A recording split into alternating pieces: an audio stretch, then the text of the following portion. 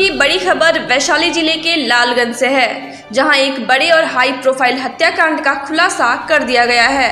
Vaishali police ने मुकेश साह हत्याकांड का खुलासा करते हुए मुख्य आरोपित समेत कई लोगों को गिरफ्तार किया है। इन आरोपितों की गिरफ्तारी से एक तरफ पुलिस ने राहत की सांस ली, वहीं दूसरी तरफ लालगंज के लोग भी सुकून महसूस कर रहे हैं। कारण कि करीब 4 महीने बाद अथक प्रयास से मुकेश साह हत्याकांड का खुलासा हुआ है। आपको बता दें कि इसी साल बीते 27 जनवरी की शाम बाईपास रोड में मुकेश साह अपराधियों ने गोली मारकर हत्या कर दी। अपराधियों ने 2, 4, 10 नहीं बल्कि करीब 20 से 22 गोलियों से मुकेश साह को छलनी कर मौत का घाट उतार दिया था, जिसके बाद शाम होते ही बाजार में सन्नाटा छा गया। पूरे लालगंज में शोक की लहर दौड़ गई थी। मुकेश साह पूर्व विधायक राजकुमार साह और वर्तमान सभापति कंचन साह के भाई थे।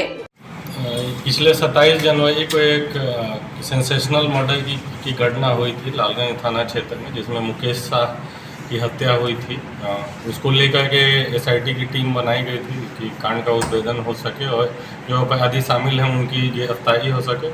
इसी क्रम में एक इंफॉर्मेशन कलेक्ट किया जा रहा था। टेक्निकल और मैनुअल इनपुट के आधार पे एक सूचना प्राप्त हुई कि उस घटना में शामिल कुछ अपराधकर्मी लालगंज थाना क्षेत्र में ही पुनः एकत्रित हुए हैं, किसी घटना को कारित करने वाले हैं।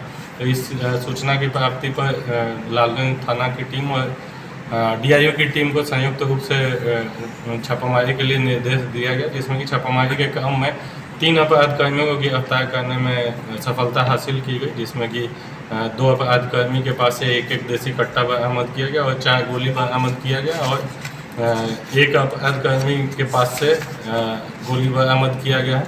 और जो अपराधकर्मी को असद में लेकर के पूछताछ किया गया, तो पूछताछ के क्रम में उसमें से 2 अपराधकर्मियों ने अपनी मुकेश साह हत्याकांड में संलिप्तता को स्वीकार किया।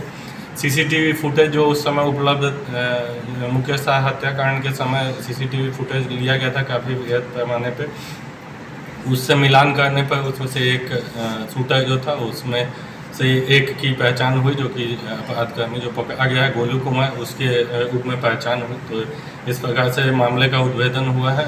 मुकेश साह हत्याकांड का एक शूटर जो है वो पकड़ा गया है और एक जो उस षड्यंत्र करने वाला था उसे गिरफ्तार किया गया है। ललन सहनी जो है उससे पूछताछ के क्रम में यह पता चला कि जो मामले का षड्यंत्र रचा गया था उसमें जेल में बंद एक अपराधकर्मी औसन तात्या करके है, जो कि बेऊर जेल में अभी बंद है, उसके द्वारा षड्यंत्र रचा गया था, जिसमें कि ललन सहनी भी षड्यंत्र में शामिल था और उनके द्वारा जो शूटर है उसको हायर किया गया था, जिसमें से कि एक शूटर को पकड़ा गया है और अन्य जो है 2 शूटर और हम लोग उनके गिरफ्तार करने का प्रयास करें। अभी तक जो भी मामले में खुलासा हुआ उससे यह पता चला है कि मुकेश साह जो जेल में बंद अपराधी है तात्या, उसका आपस में कुछ पैसा का लेन देन को लेकर विवाद था, जिसमें कि तात्या द्वारा इन लोग को पैसे दे करके हत्या करने की बात इन लोग को बताई गई थी। जो शूटर थे उनसे यह तय हुआ था कि 2 लाख रुपया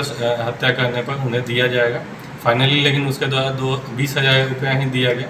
तो मुख्य रूप से पैसे दे करके हत्या करने का मामला सामने आया है।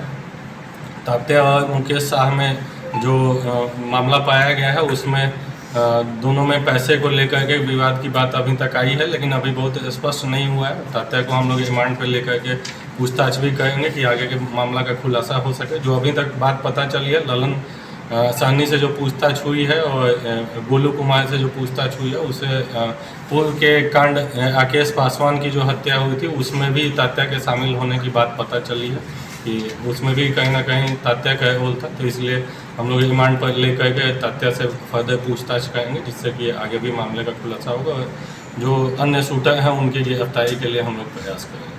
सर, जो आरोपी जो गिरफ्तार हुए हैं उससे क्या राकेश पासवान का किसी तरह का संबंध? जो गिरफ्तार हुए हैं उनका उस केस में इन्वॉल्वमेंट नहीं था। जो रोशन तात्या है उसका इन्वॉल्वमेंट की बात बताई गई है। जो ललन सहनी गिरफ्तार हुए हैं उनके द्वारा बताया गया कि उसमें उस केस में भी तात्या का रोल था उस घटना में।